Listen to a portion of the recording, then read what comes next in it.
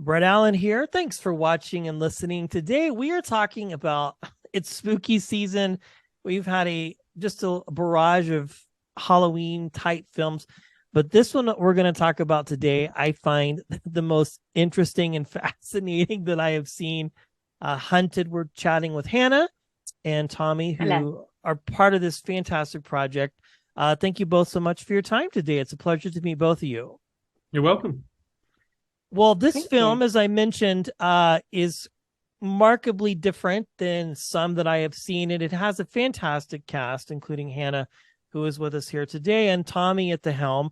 Hannah, we'll start with you. I have to ask, like, I know as an actor, you get pitches, you get auditions, it's scripts, and all of these things, but when this film was presented to you, what was sort of your initial reaction to it, and sort of kind of the headspace you were in thinking about the kind of story that it is? Yeah. For me, I thought it was a really clever play out of the social class divide, between upper class and working class people.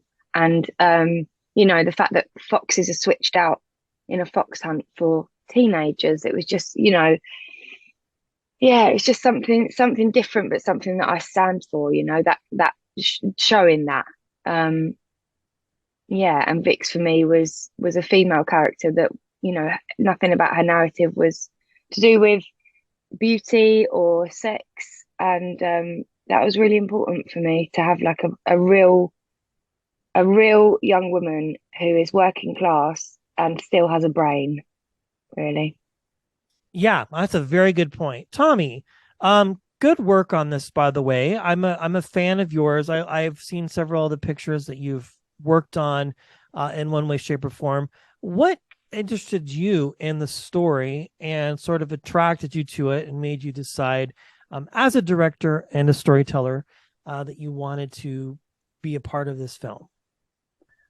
Well, it was an opportunity to, like Hannah's just touched upon, to make a quote unquote genre film, which was exciting and adventurous, which was also felt like it had something to say about the way, certainly in Britain, like that we've got this sort of established land gentry of aristocrats and the like elite class as we call them, and how they perceive and look down upon pretty much everybody else within the country. Mm. And yeah, so it like the script did a really good job of sort of being fun at the same time as being like harrowing and thrilling, and it was hard not to get excited about that as a prospect, to be honest.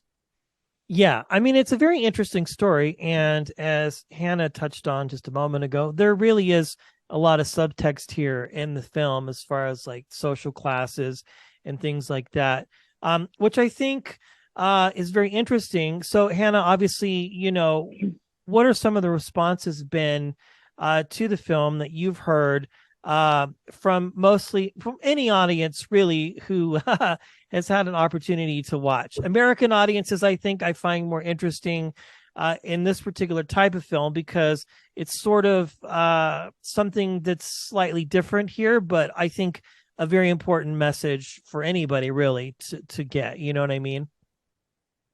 Yeah, the general response we've had so far has been really good, which has been really lovely.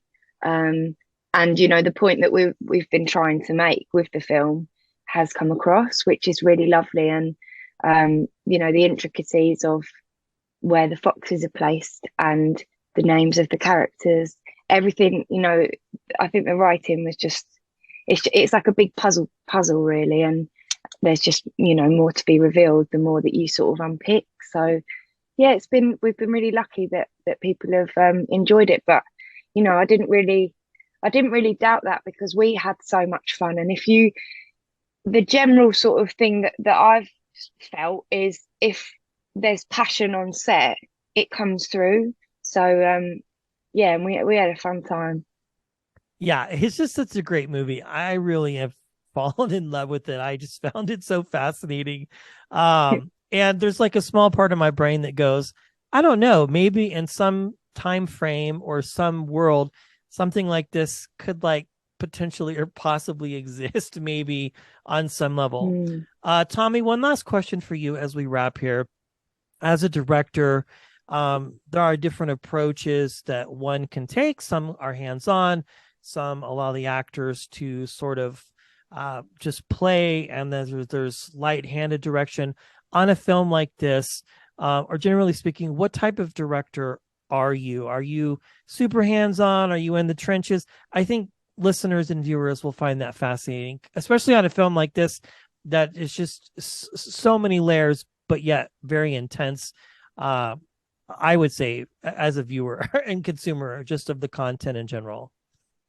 I mean, a bit of everything is the honest, like, unhelpful answer. Like, I mean, I wasn't particular. I didn't find myself, and Hannah, please chip in if I'm wrong, but I sort of, we did a lot of conversation beforehand and felt like we were all on the same page with the actors. And some actors felt like they needed more talk about what their backstory was, and some not so much. And sort of just learning to respect that each actor's got their own different process. And but then when it came to actually on the day, like, it was about just giving, like, in terms of directing their performances, like, they were really into it. Like, they really knew their characters really well. So it was very minor adjustments, and it was about respecting them and giving them their time to, certainly in some of the darker moments, like, in some of the deeper moments, like just doing whatever it was that they needed to do to prepare for when the cameras were rolling. And I mean, in terms of, like, in the trenches, I mean, it was very much in the trenches at times. Just in terms of the actual making of, like, we were on a 700-acre farm and the estate of the manor house that you see within the film for nearly 3 weeks. Well, almost, yeah. We shot for 3 weeks, so we had a very tight schedule. And I mean, I was hands-on in as much as I could be to just, like, keep people as, like, enthused and as alive, because, like, tide levels get really high, and it's like trying to keep people really, and just lead by example, like running from one field to the other as quickly as I could, just because I knew we were tight for time, and trying to inspire people that way. Just by, I remember seeing, like, years ago, watching a making of Dog Day Afternoon, and Sidney Lumet was just running from one side of the set to the other, and it was like, and I thought, yeah, that's the kind of director I want to be. Just like,